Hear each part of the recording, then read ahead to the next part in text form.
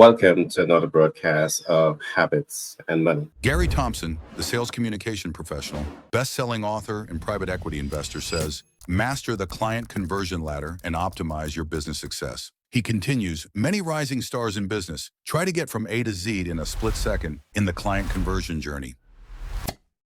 That approach will set you up for frustration, time, money, and effort being wasted. The alphabet has 26 letters. Each letter has great significance in words formation and in human expression. The client conversion process has many steps, and when these steps are overlooked, it negatively influences your ability to attract and communicate with the ideal client. You must invest in breaking through the know, like, and trust barriers that allow you to win in business. He went on to say, the first step in your client conversion journey begins with relationships. 1. Fill the relationship gaps. 2. Leverage relationships to overcome client rejection. 3. And position your brand to stand out in the market. Gary wants you to be successful and invites you to call us today to help you master the client conversion ladder, optimize your brand recognition, and increase the cash flow of your business. Today, I have a dynamic personality in studio, and I say that this personality is dynamic, one, because they hold a bachelor's degree in business. Now, this personnel specialize in finance, graphic design, and child care. And her name is no other than Kanchan. But just before I show you who is Kanchan, permit me to talk a little bit more about Kanchan. She has been in business for over 17 years, and she is an expert when it comes to sourcing products. And but before I go so much more into Kanchan, let me introduce you to her personally and just hear how dynamic this personality is. Welcome, Kanchan. How are you? I'm good, thank you. How are you? And how are you? I must say it is such a pleasure to be with you today. And today I want to learn so much about what you're doing. I know you are an expert when it comes to import and export, and we have so much to discuss. So let's talk a little bit. I noticed that you have a very flavorable career, a very dynamic academic background. You studied a bachelor of science. You did finance, you did graphic design, and you did child psychology. Which one of these area most intrigue you? Well, you know what? I think the business side of the finance is what intrigued me the most. So Okay. that's why I kind of niche down, and then I decided to do what I do today, like be in the clothing business, which is again navigating way too far from what I graduated in. But that just Exactly. shows that it's a skill set that matters. Well, that's true. Today you are a part of the team of Empire Apparel LLC. Talk to us a little bit about Empire Apparel LLC. What is it? What exactly do they do? Okay, so this company, Empire Apparel, they have been in business for I think over 20 years, and the business, I mean, moves in the. It is basically we are involved in the apparel closeouts business. Now, what are closeouts? It's also known as stock lots. So basically, these are we import clothing into the United States. Okay, of store brands. Now the stuff that you see in Ross, in Burlington, in CH Martin, Telcos, like basically all the stores that sell a certain brand name for a discounted price, we basically are the people who import those goods and resell it to them. And we do get questions sometimes, like how come the same thing in the store is a certain price, and how come in these stores it's a lot lower? Now, of course, there's a whole story behind that, which of course that involves being it's a very interesting story basically. So what happens is these brands, like the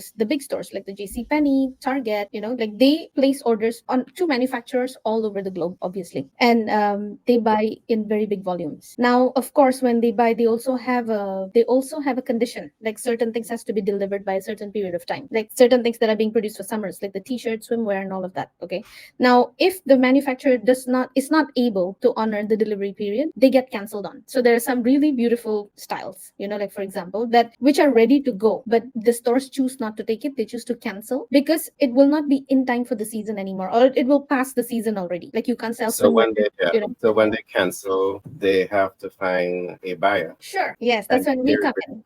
Yeah, that's Got when we come in. Yeah. So this mm, company is this is what we do basically. We move into negotiating with them for a lot lower price. Obviously, that's where it's an advantage for us, right? So we negotiate at a very low price. We bring it in to United States and we resell back to the discounted stores like that. And we sell it for a lot lower too because we got it a lot lower. You know what I mean? So this is why some of these brands in those stores are a lot lower in the price. But of course, not all of them are the latest styles. No, some of them are kind of one season behind, or some of them are even quite, I would say, quite recent in styles. It's not the most updated, but they're quite recent because they just got newly cancelled, something like that. Yeah. okay. So that's where we So come in. Yeah. yeah, what I'm seeing there is that these apparels, Mhm. you're able to acquire them at a significantly low price. Mhm. One, because in America things are very seasonal, Of course. Yeah. right? And it's not just a shipment being late, but if a shipment is there, Yeah. but then the season is not right, they have to get rid of all of those stock for new stocks to come in. Well, I know that you have been doing this for over 17 years, and you are quite a strategist in this regard.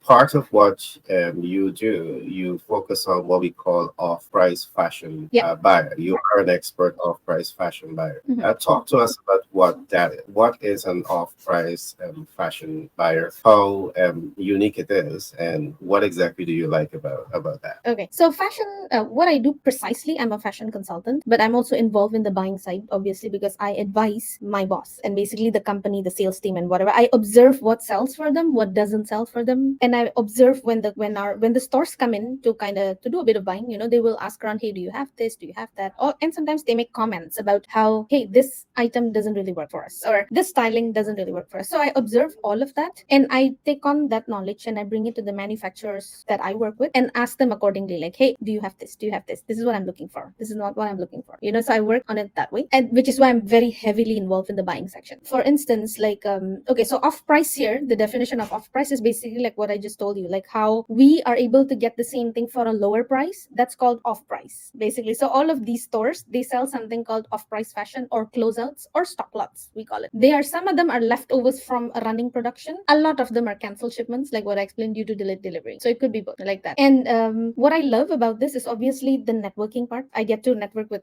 many different personalities, and I get to travel to different countries because I get to learn what are the strengths in every country. Like, for instance, I traveled to Pakistan, and over there they're very good with fleece hoodies. It's that their bread and butter. So you will find a lot of big brands like Caterpillar, the workwear men's brand, Cat, the CAT, Caterpillar. Mhm, They do their mhm, major production over there, and then you find Carhartt doing their production over there. You find so many nice brands from the lower end to the higher end doing a lot of production. Even JCPenney brand like Arizona, they do it over there too. Every country has their own strength. So these brands also know that, hey, to do it out of Pakistan, this is their bread and butter, fleece hoodies, the cotton polyester. So what they do is they place their orders there for that particular article, and then they go to other countries to place other orders for other articles like sportswear. Pakistan is not good with sportswear, but Egypt is, Vietnam is, Cambodia is. So they run there to place their orders of other articles. It gives me a lot of exposure of what can I get for a reasonable price where. You know what I mean? Yeah. So I yeah. get to know that, and I get to network obviously with a lot of people. And I kind of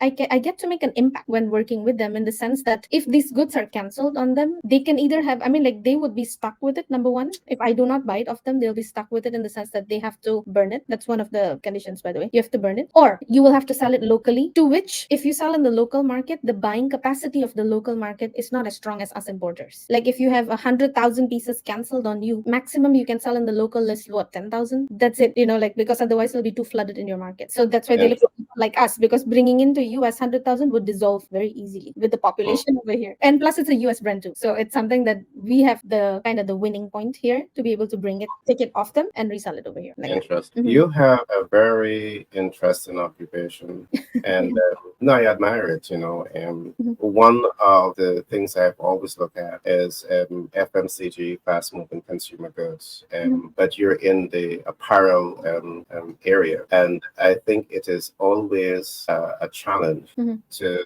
research the market to identify where you can get things at a competitive rate. Yeah. Now, what we're hearing here is that there are two options that we can look at with what all of you talked about, because you can buy from the factory at the competitive rate because you're removing the middleman. Mhm. But the other option is working with experts like yourself who are able to get the off price fashion largely because of the life cycle in the market itself. While I believe America has a life cycle because of seasons, I think there are many other countries that are not necessarily don't have that climatic changes that is taking place Yeah. and which prolong the life cycle. So those are all markets that you are able to tap into. Really love it. What I want us to talk about a little bit, you are now what we call a fashion consultant. And we have seen that that's a far way from having your bachelor's degree in finance and having studied in graphic design and child psychology. What inspired and motivated you to become a fashion consultant? To be honest, I started off being in this industry because I started off wanting to help my mom because she was working in a garment manufacturer, in a factory. Mm-hmm, Yeah, she was working with a garment manufacturer, and she used to be the one who would sell out, who would try to sell to other customers, basically the stuff that got canceled in that factory. So she's the one mm-hmm, in charge of, okay, let me look for who I can sell it to, and then she would get in touch with this guy from, say, Russia, from Dubai, and then try to throw it there. Like try to sell it to them. mm-hmm, And mm-hmm, she worked there for 5 years, around about. And when she quit the company to start her own, was kind of around mm-hmm, this time I just graduated. Okay, so mm-hmm, that's when I was studying in Malaysia. So I came back to Indonesia, and I saw that she was kind of struggling a little bit when she was starting off because her channels of supply, because she's in Indonesia, so her channels of supply were very very strong, but the buying was very weak. So and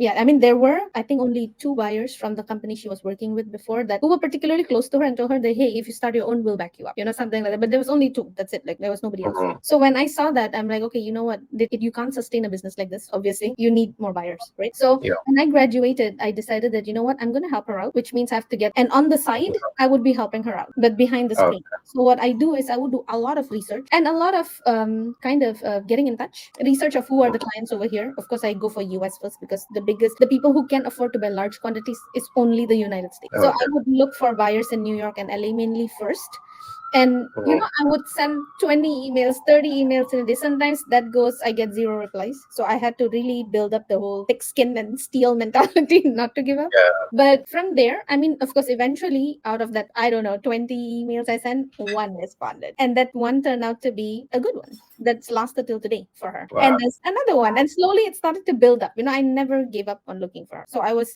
just constantly like a robot, bang bang bang, I was looking everywhere, and I got a good bunch. I got a bunch from Dubai, I got a bunch from Russia, a good bunch from New York and Los Angeles and Montreal. Now those, the United States one and the Montreal one, are the bunch of people who stayed with her till today, and that's is keeping the business running till today, because they are buyers from that time of the year, from like God knows a gazillion years ago till today. So they have sustained all, even the bad period like the COVID period and all of that. They've sustained that too. So they've overcome that. So they've seen the good and the Mm-hmm. bad and the changes in the market, the massive changes for the demands of the goods, like what people are liking now versus then, what used to sell well versus now. Like they've seen everything. So one of the clients over that I was handling basically for her. And at that time, I didn't want to be on the front side of things because I'm like, you know what, I have a day job and I want to do this for you to help you, but not something, I did not intend for this to be full time for me. But Mm-hmm. I was happily helping her, of course. So one of the client that I was handling his orders, he flew down to Indonesia one time, just for one day, literally. Then he met me. He's like, you know what? For the past 2 years, whatever you have been supplying me always sells so well for me. So I like what you're doing. Okay, whatever. And then he goes back after that to Montreal. And shortly after, he's like, by the way, I have a quick question. How do you like to be joining me in the buying team in here? I'm like, what? Why? Where is this coming from? He's like, no, because Yeah. you're so familiar with what I like, which makes you a good buyer. And you negotiate so hard with these factories, you don't even spare them. I'm like, yeah, that's kind of my job. Otherwise, we can't make money if I don't do that. So then he's like, okay, so how? And so he was, like, I decided to join him. So that's how I started sitting in the buyer side of things. I started to learn what it's like to be in the buying division, and that's Mm-hmm. how, and that's when he was like, okay, so I would like us to build our business together, basically, in the sense that you are only familiar with goods in Indonesia. Now I want to throw you out there so that you get familiarized with other parts of the globe, because obviously there are other parts of the globe that we don't know about. What are they producing? The good items, like some of them could end up being a gold mine for us and we don't even know. So Exactly. that's how I started with him, and he would, and I would do Mm-hmm. research about all of these countries, and that's how I started traveling to one. Like I started off with Pakistan first. Now that's a very strict Muslim country. Actually, women are not even allowed to enter there. So Mm-hmm. without any purpose, I mean, if I even like I tried to apply my visa and I said that I would like to go there for work. Obviously, they rejected me. They didn't allow me. They're like, you must be accompanied by a man when you go there. And I'm not Mm-hmm. sure what my agent did, but he figured his own way. Whatever, he got me a visa. But regardless, for me to enter, I still need to be invited by the country, by the Chamber of Commerce. Otherwise, I still cannot enter because I'm a woman. Not allowed. They're Well, very strict. So understand. yeah, so I had one of my vendors who, by then I was working with a couple of vendors over there who's already been shipping us a lot of goods, but I've not seen their face. So that's for my Hmm. he's like, meet and greet is very important. You should go there on representing us. So I'm like, okay, I don't mind it, but I said, are you coming with me? Because I'm not allowed to travel alone to this place. Then he's like, nah, I'm not. You're going on your own. I'm like, what? So okay, fine. So anyways, I got my vendor to help me with the invitation with the Chamber of Commerce. So he got it for me, and then I could enter the country. And that's when I really kind of expanded my supply channels from there, because I got to travel to the factories. I got to do meetings with the independent vendors who are not manufacturers. So I got to meet them too, the agents, everybody. That's how I got to know them. And till today, these people are working with me, and they, like, we have a good relationship till today. And I've filtered enough to see that, okay, who are the good vendors who will actually come through with what they say they would do, and who wouldn't. So Great. I stick with them till today. So it's Yeah. Ethiopia, Egypt. Like I did the same in all of these other countries that my boss wouldn't travel to. So I would be going there too I to can see. Africa.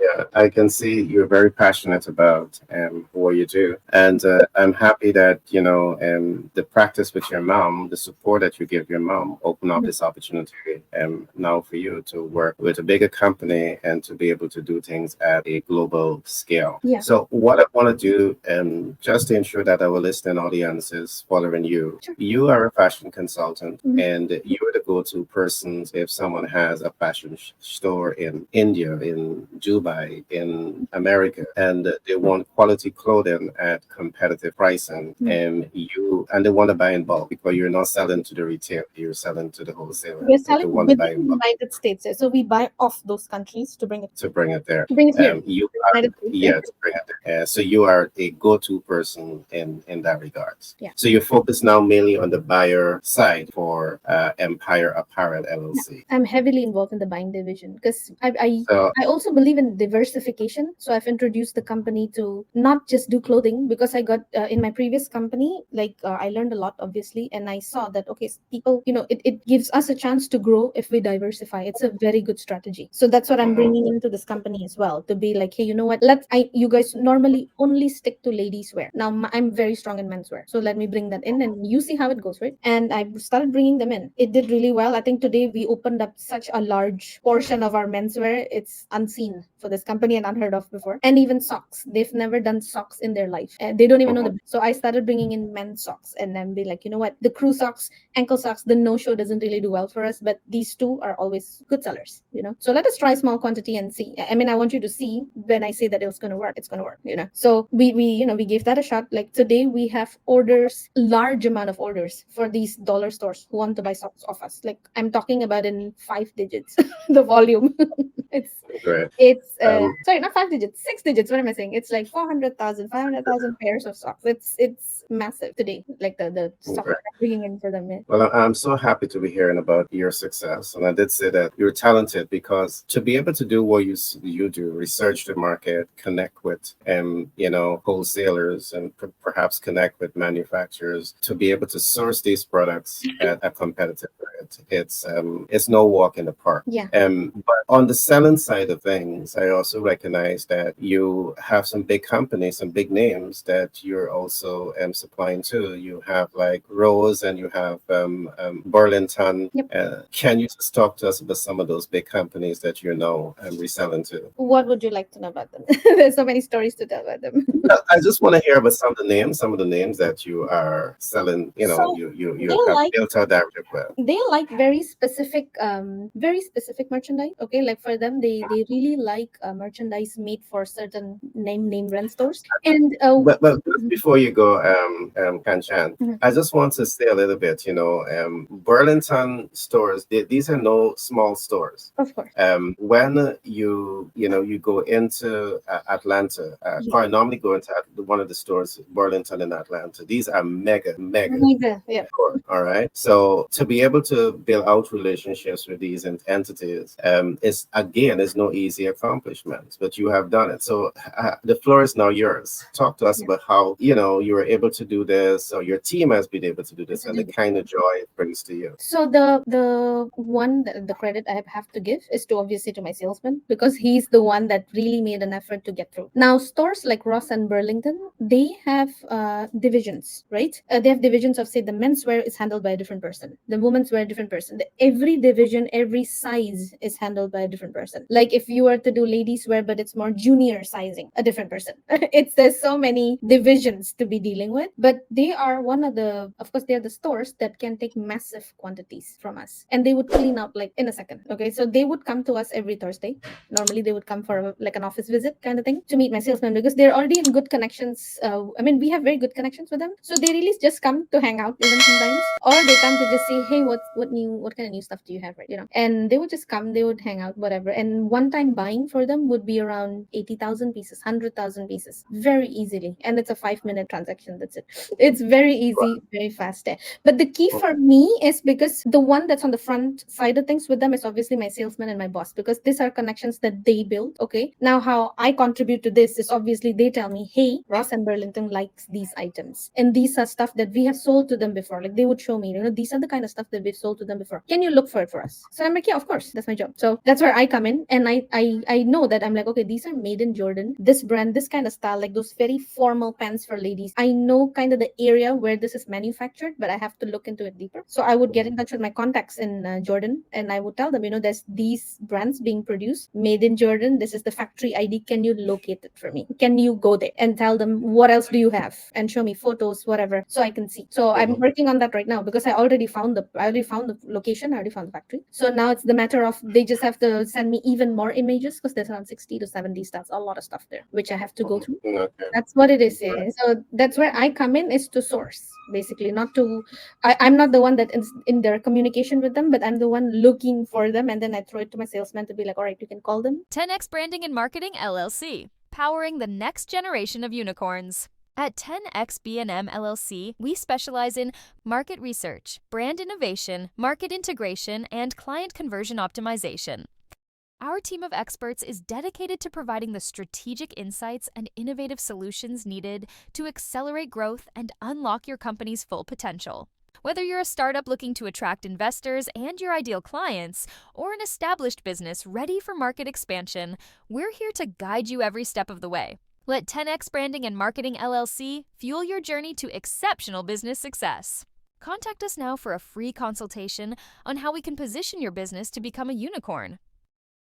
These are the items for Yeah. them. So yeah, Yes, that's where I come in. field of market, yeah, the field of marketing is very broad, and I think that what your company has done, which I think is a clever thing, is to focus specialization, because you are a specialist in acquiring the goods. You're not a specialist in reselling those products. That goes to another department, and they look at reselling. But at the end of the day, I love the setup. Kanchan, I know that we spoke early on about your intention and to create a personal line, a brand.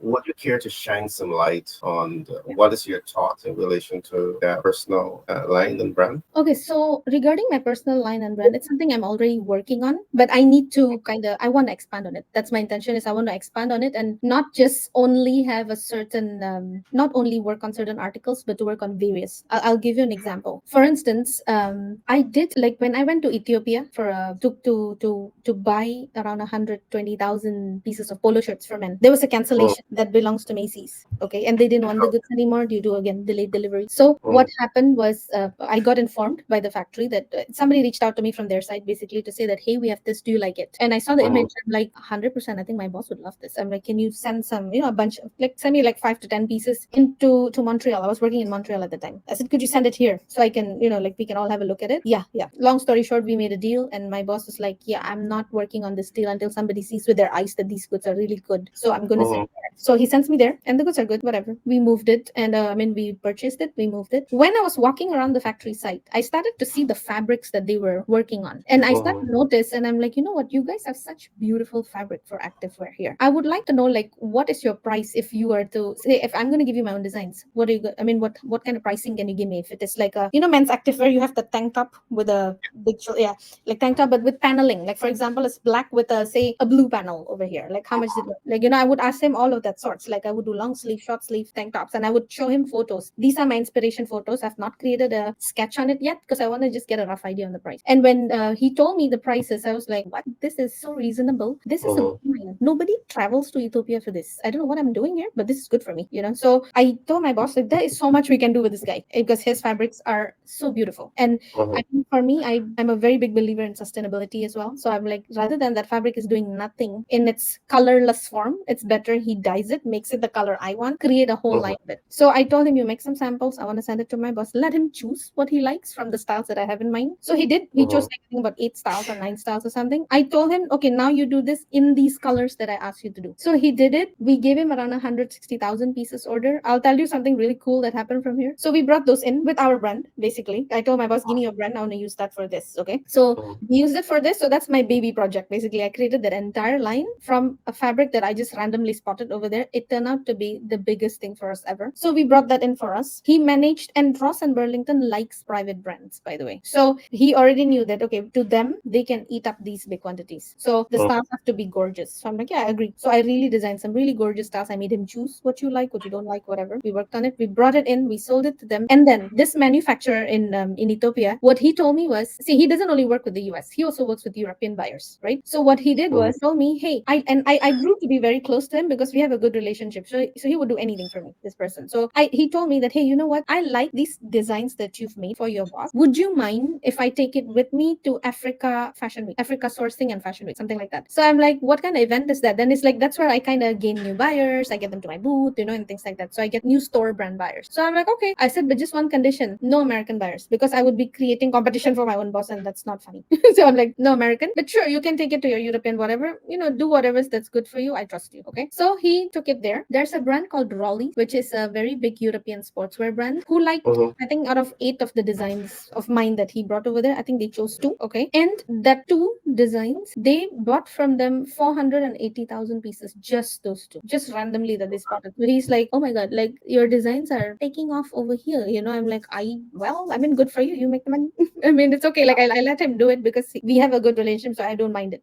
So he did it, and he told me that those are the 2 designs that help him during the pandemic, because during the pandemic, a lot of factories end up having no work, right? It had to shut down, due to government rules and stuff like that. And also it affects him financially, naturally, because he can't pay the labor. Now, because of these 2 stars, that factory suddenly became backed up with orders because of those 2. So it started Interesting. that factory during pandemic, like that became like their saving grace. Basically, it snowballed into something else. That order, I'm telling you, from one corner to another. But I must say I'm proud of you. And Thank listening to everything that you're saying, you. starting with your mom, you did studies in finance, you did study areas that has nothing to do with what, fashion designing and fashion consultancy. But because of your kind heart and you set out to help your mom, it opened up tremendous opportunity here for you. And you have now started your own apparel line, and has taken off in some parts of the world. And I think that you were in such a unique way. Because of what you do, you're in direct contact with manufacturers of various types of apparel, and you're also in contact with the buyer, and you have a very general idea in terms of the sellers. So I think what is unique about this is that you understand all of the moving parts. Yeah, the entire supply chain. Yep. The process, and you understand all of the moving parts, the value chain, and I think that's a very, very unique position to be in. I'm so proud of you starting this new line, and I know that this is only the beginning for you. I know that you have your eyes set in the short term to become an expert in home goods. Can we talk a little bit about that? On home goods, yeah. So like I said, I truly believe in diversifying, because it's what I see, that where people you know what, the clothing business has its own pros and cons. Obviously, it's a very fast moving industry, right? The clothing business, because like you said, it's seasonal, but also it's based on trends. So I that's what, like, I told this particular company that that I work with today, I said, listen, I gained a lot of knowledge in the previous company I worked with because they were giants in whatever they do for the clothing, for the home goods, for the footwear. Like they did everything. Because now that I look back and I observe, no wonder they were giants, because the key was they diversified. So when I mean, maybe it's a slow season for the clothing, or there's a lot of transition and stuff, they don't lose out because they have other things that generates income for them, and they get very creative in those areas. So that's how I brought that knowledge to this company. And I'm like, I encouraged them for socks, I encouraged them for footwear. We even did slippers, by the way. And then now we're doing hotel slippers, towels. And then that's when I started moving into home goods, is we started doing towels as well. And now I'm working Mm-hmm. with blankets as well, because again, I saw in the previous company that if they buy a gigantic amount of blankets, somebody is buying it that I don't know about, because I wasn't in the selling side so much there. I was again heavily more involved in the buying and the traveling, Mm-hmm. and the consulting for them, but not the selling, not as much. They just tell me they're looking for something, clearly it sells for them, that's why they want it. That's what I bring this knowledge here, because this company now, they are very, very good with clothing, but for them, they also want to grow, right, to want to branch out. So that this is where I come in to help them out, to branch out in clothing too, to be like, don't just do ladies wear, let's do men's, and then let's also branch out to home good. And that's what I'm already working on right now. It's like blankets, for example. It has such a good market, blankets, and all sorts, for all sorts, from fall to winter. Like, the Sherpa blankets. Have you heard of Sherpa blankets? Yeah. Yeah. Mm-hmm. So some of them are very Christmas themed. So like those are good on its season. But you also have the one that's thermal blankets, which is a little bit on the lighter side, which you can have over here too. So you can have it on a general, like not even fall, like even not during spring or something. It's okay to have it at home, basically, because it's not too hot. So home goods do well there. Even towels do really, really well. There's always a very high demand for towels. If we get it for sharp price enough, then yes, because it's quite competitive for towels, and even footwear as well. So So I'm it's happy to hear all my that. So so my goal is to when I'm ready to diversify. start that, go ahead, go ahead. Yeah, no, I'm talking diversification, is that it's something that I believe in, that will that's kind of, it's just like, if we're going to take a personal example, like we as humans, we also try to, I mean, like there's a lot of people that you probably come across or speak to that like to have side hustles as extra sources of income. So it's just the mindset of like, that diversification is really, really key to kind of, you know what I mean, like to make it work, income wise. So it's something Mm-hmm. that I really believe in, because there is a huge market. There's always a potential to be tapped in when it comes to home Mm-hmm. goods, when it comes to footwear, when it comes to socks. And currently they are like, my company is seeing it big time in socks. Like we didn't expect it to roll so big. And Awesome. we also started to diversify in clothing. What we're doing is we're doing manufacturing, but with our own brand. So what for this company, it is for ladies. The last company I did for men's. For this company, I did it for Mm-hmm. ladies. And what I started to work on and take advantage of is to see which factories are having kind of, like you say, a dead stock for something that they can't move. Like recently, I worked on a deal with Pakistan. Like they're very good with fleece hoodies, like what I said, but they don't. They're not good with fleece sweatshirts. They're good with fleece hoodies. Mm-hmm. They're good with fleece joggers. But for some reason, fleece sweatshirts, they do it. They do okay with it, but it's not a good seller for them. I don't know why till today. Like even in their local market, they don't do well with it. So what I do is I kind of knock them out on the price for it, and I'm like, you know what? I know where can you find for me a dead stock of blank sweatshirt, and I got my vendor to get for me. So I'm like, okay, this is good. How much are you going to charge me if I am a graphic designer to it? So how much are you going to charge me if I were to design Christmas themed stuff to be printed on sweatshirts? So then he gave me a Mm-hmm. spec, like, this is how much I'm going to charge you. And it turned out to be a really good deal. I got those samples to bring into the office. I displayed it. I think within 1 week, we sold around 20,000 pieces to West Coast. To There's few stores in West Coast that had, I think, 500 branches or over 500 branches, like grocery outlet being one of them. More over here, Gabriel Brothers. And like, it's a lot. Like a lot of them ended up buying that. And that was a random project I did out of the blue too. So I know when I'm ready to start that mega store and who to turn to for all of your information. Yeah. All right. I know that we spoke about expansion to Mexico. Talk to me a little bit about Mexico? what that vision is like for you. Yeah. Did Yeah. you? I think we did talk about Mexico. Do you have any intention, Oh, I or did I want get your? to. Okay, so my intention for Mexico is basically to both ways, to kind of start selling there and to buy from Mm-hmm. them. They have areas of the what do you call it, the manufacturing facilities, which Mm-hmm. do really well and very sharp price. But I'm having a major language barrier with them, which is why I can't get through yet.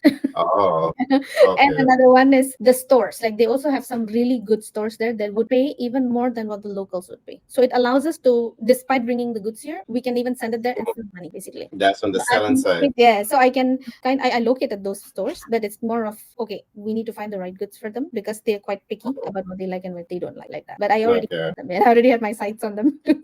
But it's just a matter of, they just have to like something that we offer for them, and we're in. Well, I think the sky is the limit, Yeah. because Gordons sell all over the world, home goods sell over the world, FMCG sell all over the world. Yeah. So I really must say, keep doing the good work that you're doing.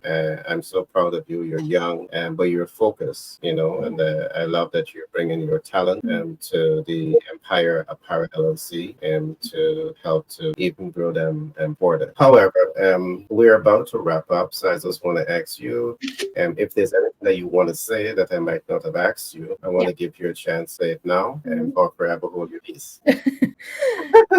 Well, I mean, it's what I say to a lot of people who ask me about what I do is kind of how do I say this? Like explore your skill sets. Like don't like I told you, like sure I graduated in finance, sure I graduated in psychology, and sure I did graphic design. Now they look, I mean, like all of them look like they play no role in what I'm doing today. On the surface, obviously, it's like okay, I'm doing fashion, and they got nothing to do with it. But I mean, it's not that the knowledge that I gained from that went to waste. It's more of, did I use the graphic design skills today? Yeah, I did a whole line out of it. Did I use the finance skills today? Yes, because without me being very calculative about where am I suggesting my boss to buy from, because there's duties involved, there's freight involved, there's the whole okay, how much can we sell this for involved, there's the warehousing charge involved, there's timings involved. Like if I were to get in something too early, we will incur warehouse charges. Does that affect the profit margin? Hell yes. Like, so does the finance knowledge really go to waste? Not really, because there's a lot that I actually apply like that. Not the full blown accounting, because I'm not in that division, but I do apply some of that today. And when it comes to the psychology part, again, child psychology and human psychology are basic. It has the same base, you can say. That comes in for negotiation. Yeah, for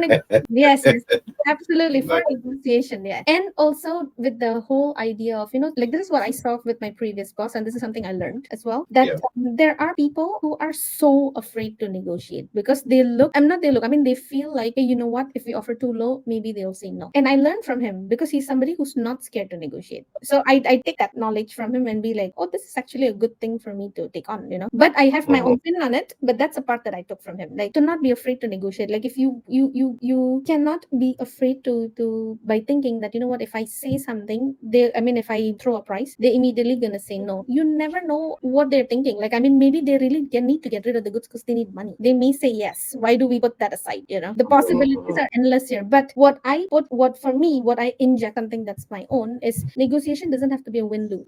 There is a way to make the other person that it's a win, to A feel winner. that it's a win-win. Yeah, that it's a win Mhm. for them, it's a win for me. So I don't have to approach it with the whole mindset of if I win, you lose, or that kind of thing, or with the idea of crushing you in order for me to win and get my prize. It's not about that. It's more about, if it's a win-win for us, is you get. I mean, you're going to be turning your loss into profit. Sorry, your loss into money Mhm. to be profit. But at least you can get money off me for that, okay? Because we will pay for it, obviously, and that will motivate you to see how we work and how fast we do release the funds to you, and that will encourage you to find us more goods. It actually leads to a good business partnership at the end of the day. Sure, it did not start off in the greatest spot because it started off as us cleaning out your loss, but Mhm. why shouldn't it turn out to be something good? Why do we go into negotiation with a I win you lose kind of mindset? It doesn't have to be like that. Like you. And plus feel that Next. in other people, and I also feel that people, when you anybody, even these vendors, or the vendors, or my boss or somebody, like, I mean, for them, they're also humans. At the end of the day, what they need is just to feel seen, to feel heard, to feel understood. So I have Mhm. to go at it. I mean, like, that's why I believe in doing a win-win, because when I hear them out, and when they tell me, I'm losing a lot of money for this, blah blah blah, it is the fact for them, yes, but I can't take that on, because if I take that on, I'm not going to be buying at the right price for me. But at least when I Yeah. hear them out, it puts them in a mindset of, I'm comfortable to give my goods away to this person.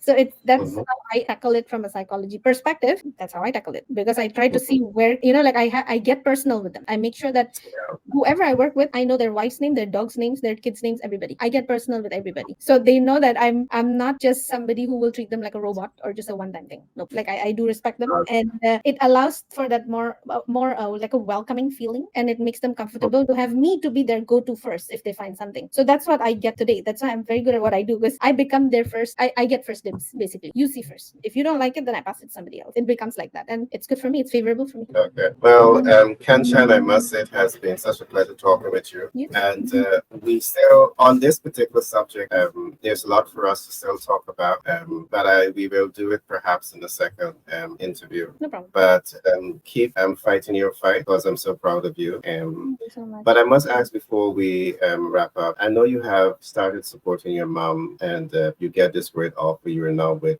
Empire Apparel. How is your mom and business doing today? It's doing really well because I made sure that everything is settled well. See, we started it off with her long ago, right? So before I even started with the previous employer I was with, I made sure she's well settled. Like that we have the staff to help her out. We made sure that our quality checker team are like a bunch of good, it's a good team. There's not anybody who will overlook things that we shouldn't be overlooking, things like that. The person to do the paperwork. So I made sure she's really well settled. So when I was working with the previous guy, I was traveling every 3 months. So I would be there a little bit, I would be out a lot, things like that. And she knows that, which is why we kind of came to an agreement that, what, let's find a good, let's build a good team here so that you can do what you do and I get the help I need, basically. She gets the help she needs, so I did that for her already. So she's good. I mean, she's doing fantastic today. Well, I'm so happy to hear that. Yeah. All right, Kanchan, I enjoy every bit of talking with you today. I love how passionate you are, what you do, and I'm certain that Empire Apparel, they have an asset with them, with the knowledge that you have. All right, so I'll definitely be talking with you some more and learning more about what you're doing. All right. Pitch Deck 101 LLC, powering the next generation of unicorns.